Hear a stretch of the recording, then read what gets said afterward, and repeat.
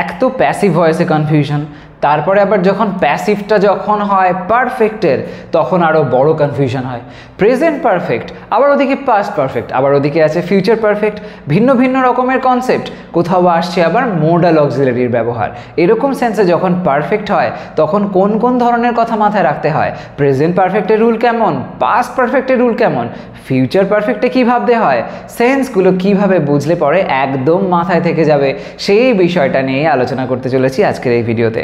এখানে এমন কিছু অতি সাধারণ লাইন বাংলাতে আমি তোমাদের সামনে প্রেজেন্ট করব, যে লাইনগুলো যখন আমি পরপর ট্রান্সলেট করব, কনসেপ্টটাকে বোঝাবো, দেখবে এত জল ভাতের মতো সহজ বিষয় যে কোনোদিন আর কখনো ভুলবে না।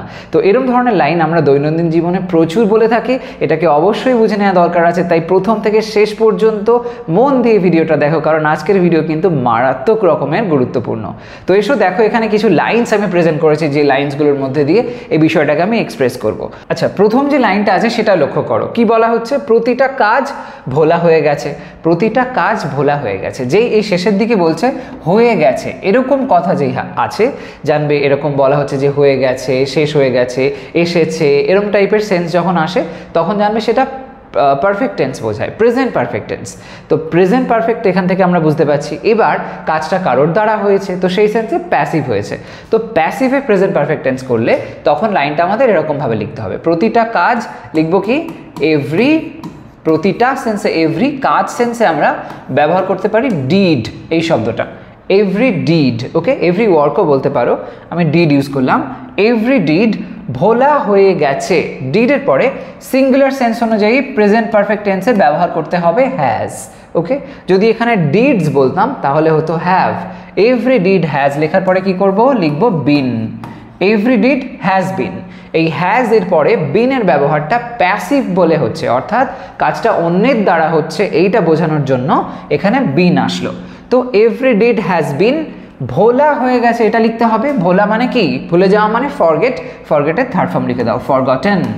Every did has been forgotten, হয়ে গেল, ব্যাস, একদম সিম্পল ব্যাপার, কিছুই নেই এর মধ্যে। দেখো প্রতিটা কাজ ভোলা হয়ে গেছে। একই প্রসেস এইরকমভাবে দেখো পরের লাইনটাও আমি লিখেছি, তাকে ক্ষমা করা হয়েছে, এখানেও প্রেজেন্টের সেন্স আছে, তাই না, হয়েছে বলা হয়েছে, এবার কাজটা তার মানে কারোর দ্বারা হয়েছে। তো এরকম সেন্সে আমরা একই ফরম্যাট অ্যাপ্লাই করলে লাইনটা দেখো কেমন হয়।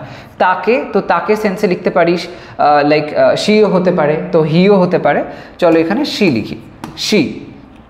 তারপরে লেখো হ্যাজ, একইভাবে বিন, শি হ্যাজ বিন ক্ষমা করা হয়েছে, ক্ষমা করা মানে কি, ফরগিভ করা, ফরগিভের থার্ড ফর্ম কি হয়, ফরগিভ, ফরগিভ, ফরগিভেন, সেটা লিখে দাও, she has been forgiven. Very simple. পরেরটা এসো, আমাদের ঘর থেকে বের করে দেওয়া হয়েছিল, এখানে কিন্তু আসছে কথাটা হয়েছিল মানে কি, পাস্ট টেন্স হয়ে গেল, আগে ছিল প্রেজেন্ট টেন্স, এই দুটোই হলো গিয়ে present perfect, right, present perfect হয়ে গেল। এবার আসছে কি পাস্ট পারফেক্ট, এই যে হয়েছিল বলা হচ্ছে তার মানে পাস্ট টেন্স হচ্ছে, কারোর দ্বারা হয়েছিল, তো সেই অর্থে এটা আমরা পাস্ট পারফেক্টে করব। পাস্ট পারফেক্টের রুলটার মধ্যে বিশেষ কিছু ব্যাপার নেই, শুধুমাত্র তোমরা যদি এখানে কমন সেন্স ইউজ করো তাহলে বুঝতে পারবে প্রেজেন্টে যেটা হ্যাজের ব্যবহার হচ্ছে বা হ্যাভ আসে, যদি এখানে আমি হ্যাভের এক্সাম্পল কোনো দিইনি, ধরো যদি এখানে তাকের জায়গায় তারা হতো তাহলে দে হ্যাভ হয়ে যেত, প্লুরাল ফর্ম হলে হ্যাভ হতো। তো হ্যাভ বা হ্যাজ আমরা জানি প্রেজেন্ট পারফেক্টে হয়, কিন্তু যে এটা পাস্ট হয় সঙ্গে সঙ্গে ওটা হ্যাড হিসাবে ব্যবহার হয়।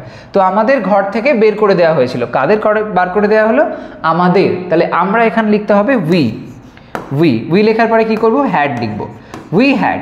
এই যে বের করে দেওয়া হয়েছিল এই কথাটা কাউকে যেন ঘর থেকে মানে ফোর্সফুলি বার করে দেওয়া হচ্ছে এমন সেন্সে, তো we had been, we had been কি না, বার করে দেওয়া মানে throw out, we had been, throw থেকে করে দাও, থ্রোর third form thrown, we had been thrown out, আমাদের বার করে দেওয়া হয়েছিল, কোথা থেকে, ঘর থেকে, আউট অফ দ্য রুম বলতে পারি, out of the room, okay, we had been thrown out of the room.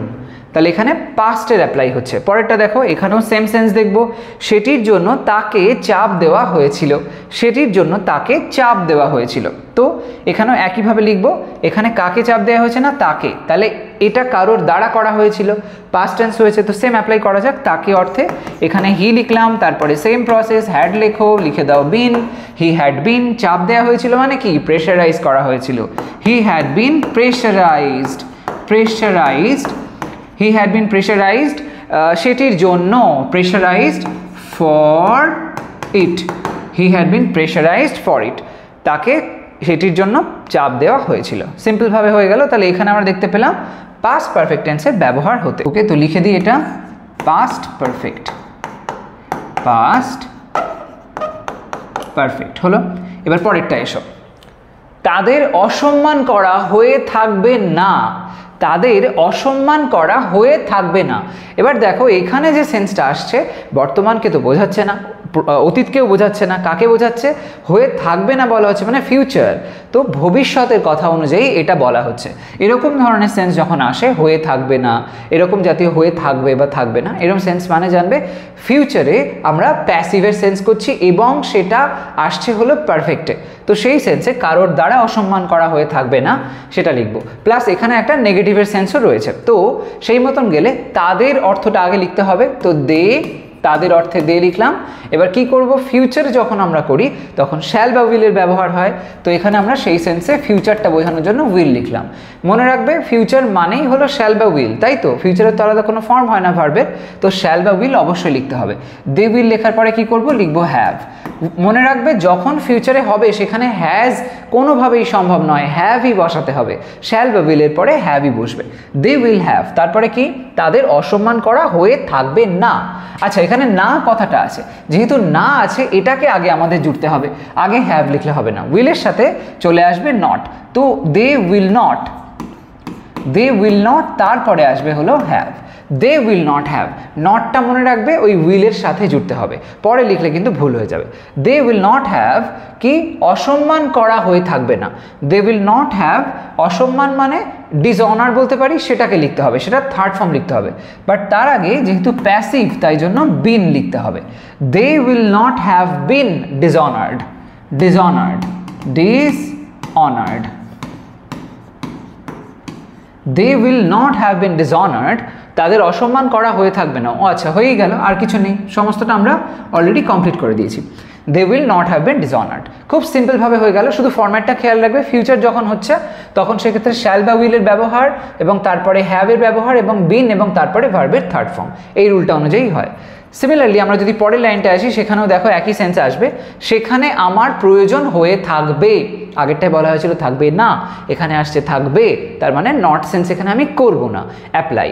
তো সেই অনুযায়ী আমার প্রয়োজন হয়ে থাকবে মানে কারোর দ্বারা হয়ে থাকবে, তো প্যাসিভ হলো, তো লেখা যাক আমার প্রয়োজন, তো আই, এখানে আই এর পরে আমরা উইল লিখতেই পারি, শ্যাল লিখি, চলো একটা তাহলে ডিফারেন্ট হবে, আই শ্যাল, আই শ্যাল লেখার পরে কি করব, হ্যাভ লিখবো, একই ফরম্যাট যেরকমটা আগে করেছো পুরো বসিয়ে দাও পরপর। তারপরে কি, আই শ্যাল হ্যাভ বিন, প্রয়োজন মানে রিকোয়ার, তো রিকোয়ারের third form, I shall have been required, okay, I shall have been required সেখানে, there, I shall have been required there, very simple ফরম্যাটটা।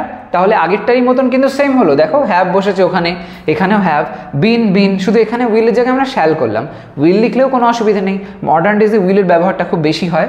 যাই হোক, পরের লাইনটা, আপনাকে কি সমর্থন করা যেতে পারতো, আপনাকে কি সমর্থন করা যেতে পারতো, এখানে এই যে দেখো যেতে পারতো, এরকম সেন্স যখন আসে, দেখো অর্থটা যদি বোঝার চেষ্টা করো, একটা এমন সিচুয়েশন বোঝে যেটা যেন সম্পন্ন হয়নি, যেতে পারতো কিনা বলা হচ্ছে, তার মানে হয়তো করা হয়নি, কিন্তু এটা হতে পারতো কিনা এটা প্রশ্নের বিষয়, এবং এটা যেন এমন একটা অর্থ, এটা আবার ভবিষ্যতে বোঝাচ্ছে না, এই সেন্সে পাস্ট এবং তার সাথে সাথে একটা বলতে পারো অসম্পূর্ণ সেন্সকেও বোঝায়। তো এই অর্থে মোডাল অক্সিলারির ব্যবহার হয় এবং পারফেক্টের সেন্সও আসে। তো সেই জন্য এই ধরনের লাইন যখন হয়, এই ধরনের হাইপোথেটিক্যাল সিচুয়েশন যখন হয়, তখন আমরা কুড, উড এসবের ব্যবহার করি, তার সাথে আমরা হ্যাভ ব্যবহার করে লিখতে পারি। তো সেই সেন্সে আপনাকে কি সমর্থন করা যেতে পারতো, প্রথমে কি করব, যেহেতু প্রশ্ন আছে তাই জন্য অক্সিলারি ভার্বটাকে আগে আনতে হবে। অন্য ক্ষেত্রগুলোতে দেখেছি আমরা সাবজেক্টের পরে অক্সিলারি আসছে, আইয়ের পরে শ্যাল, দের পরে উইল, এরকম, কিন্তু এখানে যেই প্রশ্ন করছে তখন অক্সিলারিটা আগে চলে আসবে। তো এখানে ফার্স্টে আমরা লিখব কুড, কুড লেখার পরে আপনাকে কি, ইউ কুড না লিখে লিখব কুড ইউ, কুড ইউ, হয়ে গেল প্রশ্ন। কুড ইউ লেখার পরে বাকি ফরম্যাটটা যেরকম হয় সেম, কুড ইউ লেখার পরে লিখে দিতে হবে হ্যাভ, মনে রাখবে যখন মোডাল হয় সব সময় কিন্তু হ্যাভের ব্যবহার হয়। শ্যাল বা উইলে যে কনসেপ্টটা সেম কনসেপ্ট এখানেও থাকে। কুড ইউ হ্যাভ বিন লিখে দেবো যেরকমভাবে করেছি, তারপরে সমর্থন করা যেতে পারতো মানে কারোর দ্বারা যেতে পারতো, তো passive could you have been supported, supported হলো, ব্যাস হয়ে গেল, could you have been supported. পরের লাইনটা দেখো, তাকে কি প্রত্যাখ্যান করা না হতে পারতো, একই সেন্সে আসছে শুধু নট সেন্সটা জুড়ে গেছে, এখানেও প্রশ্ন ওখানেও প্রশ্ন। এবার এখানে আমরা উডের ব্যবহার করে লাইনটাকে বলতে পারি, তাকে কি প্রত্যাখ্যান করা না হতে পারতো, তো সেই অর্থে উড দিয়ে যদি শুরু করি, উডের সাথে একটা নট জুড়ে দাও, লিখে দাও উডন্ট। তাকে কি প্রত্যাখ্যান করা না হতে পারতো, উডন্ট লেখার পরে তাকে, তাকে সেন্সে আমরা শিও ধরতে পারি, হিও লিখতে পারি, তো উডন্ট হি লিখলাম, উডন্ট হি প্রত্যাখ্যান করা না হতে পারতো, উডন্ট হি হ্যাভ। খেয়াল রাখবে হি এর পরে হ্যাভ বসলেও কিন্তু এটা ফিল করবে না, এরকম কোনো কিছু ভাববে না যে হি এর পরে হ্যাভ কী করে হচ্ছে, এরকম তো হয় না। এটা কিন্তু অ্যাকচুয়ালি এই উড এটাকে পয়েন্ট করে ব্যবহার হয়েছে, উড হ্যাভ হয় সেই সেন্সে হ্যাভের ব্যবহার হলো, হ্যাজ এখানে ভুলেও লিখবে না। উডন্ট হি হ্যাভ, তারপরে লিখতে হবে বিন, বিন কি প্রত্যাখ্যান করা না হতে পারতো, তো wouldn't he have been rejected. প্রত্যাখ্যান মানে হচ্ছে রিজেক্ট, তার থার্ড ফর্ম রিজেক্টেড হয়ে গেল, wouldn't he have been rejected, ব্যাস ডান। এইভাবে তোমরা দেখতে পেলে যে প্যাসিভের সব রকম ফরম্যাট যেখানে আমরা দেখতে পাই পারফেক্টের সেন্স আসছে, তো এটা খুবই কমন একটা কনসেপ্ট। যে কোনো ধরনের পারফেক্ট যখন হবে, এখানে আমি যা দেখালাম সমস্ত কটা পারফেক্টের ফরম্যাট দেখিয়েছি। এই শেষে যে মডাল দুটোর এক্সাম্পল দিলাম, এছাড়া আরও যে মডাল অক্সিলারি আছে সেগুলোর ব্যবহার হলেও একই রকম সেন্স অনুযায়ী আসবে, সেখানেও মডালের সাথে আমরা একইভাবে দেখব হ্যাভ ব্যবহার হচ্ছে, বিন আসছে এবং তারপরে ভার্বের থার্ড ফর্ম হচ্ছে। এই অর্ডারটাকে মাথায় রেখে তোমরা অনেক অনেক লাইন বানাও, কমেন্ট সেকশনে আমাকে এরকম লাইন লিখে দেখাও, যদি কোথাও কোনো কনফিউশন থাকে আমাকে অবশ্যই সেটাও কমেন্ট সেকশনে জানিও। আজকের ভিডিও এই পর্যন্তই থাকছে, যদি মনে হয় ভিডিওটা খুবই ইউজফুল এবং এর থেকে ভালো রকম ইনফরমেশন কিছু পেয়েছো, কাজে একটু হলেও লেগেছে, তাহলে একটা লাইক করতে ভুলো না, শেয়ার করো সমস্ত ফ্রেন্ডসদের মধ্যে। আর এই চ্যানেলটা এখনও সাবস্ক্রাইব না করে থাকলে ডেফিনেটলি করে নাও, কারণ এমন ধরনের ইনফরমেটিভ ভিডিওস তোমরা আমার চ্যানেল থেকে পেতেই থাকবে। আজ তবে আসি, নেক্সট ভিডিওতে চলে আসবো আরও একটা গুরুত্বপূর্ণ টপিক নিয়ে ডিসকাস করার জন্য। বাই।